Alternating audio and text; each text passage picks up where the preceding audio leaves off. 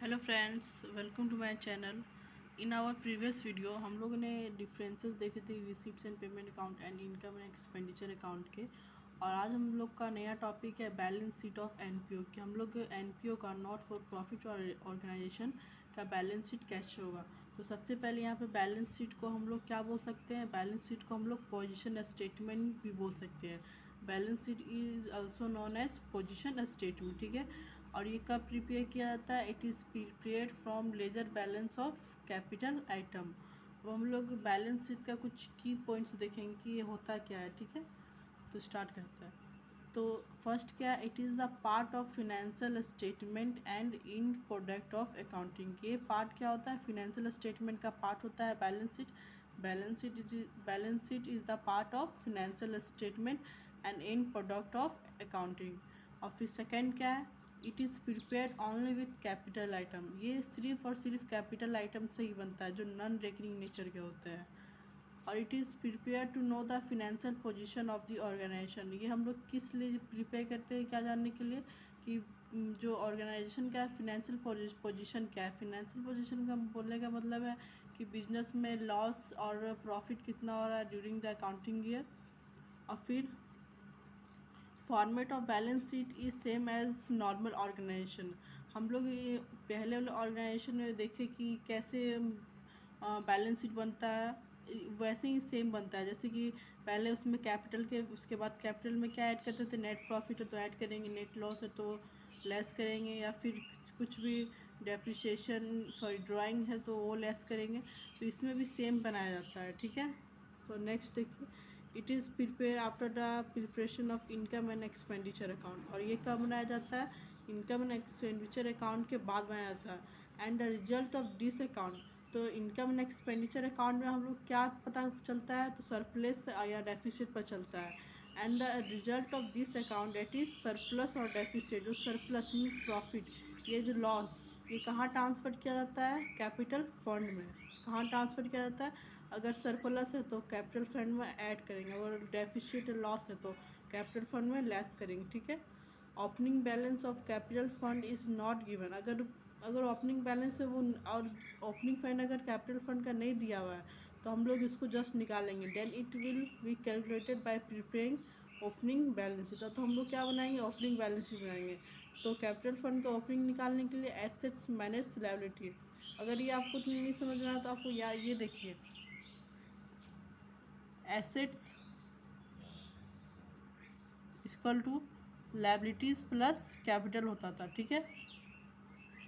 अब assets minus liability equal to capital, ये क्या है, कैपिटल। बस यहाँ पे वही है, यहाँ पे कैपिटल, अगर कैपिटल फंड जो होता है, कैपिटल फंड हम लोग एनपीओ में बोलते हैं। इस कैपिटल को ही क्या बोलते हैं, कैपिटल फंड बोलते हैं। किसमें, एनपीओ में। ये कुछ नया वर्ड नहीं है कैपिटल फंड, ये जस्ट हम लोग एनपीओ में कैपिटल फंड बोलते हैं, ठीक है।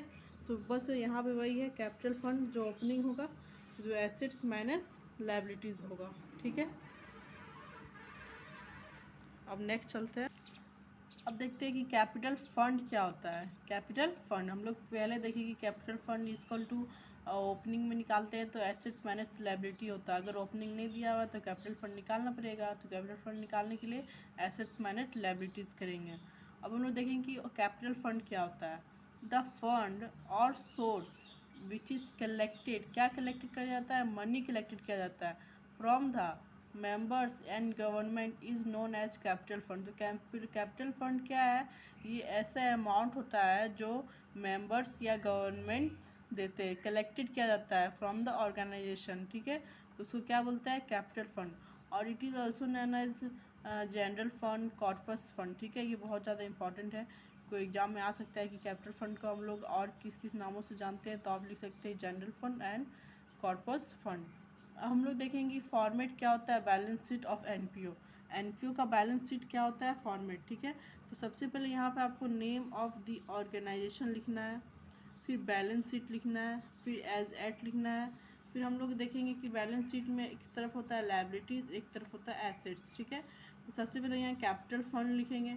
अगर कोई भी सरप्लस है, ठीक है, इनकम एंड एक्सपेंडिचर अकाउंट का जो एंड रिजल्ट होता है वो सरप्लस होता है या फिर डेफिसिट होता है।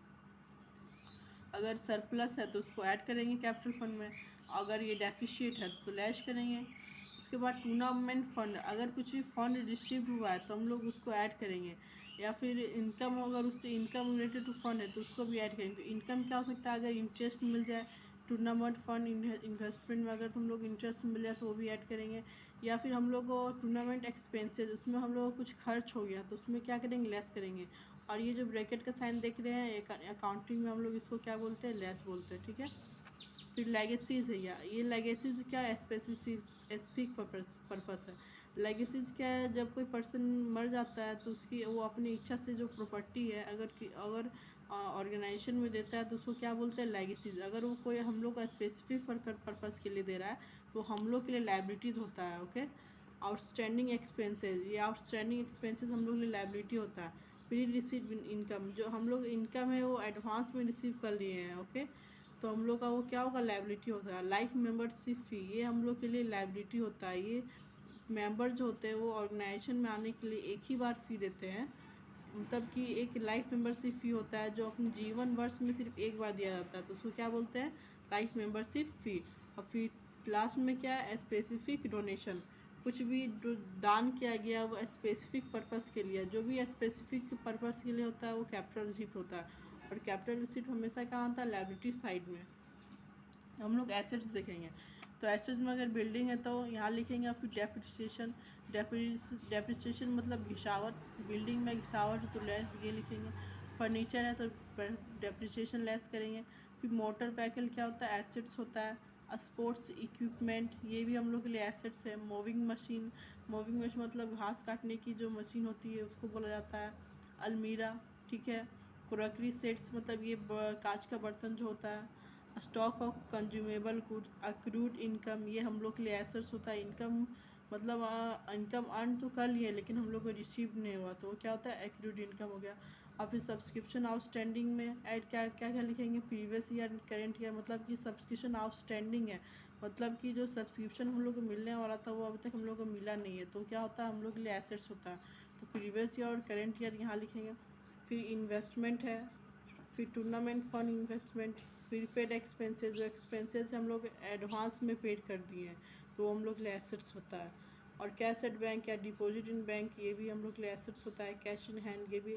और फिर उसके बाद एंड में हम लोग इस तरह लाइन बाय लाइन इस तरह करके लाइन देंगे, ठीक है। तो ये हम लोग ने आज बैलेंस शीट ऑफ एनपीओ आज कंप्लीट कर लिया है।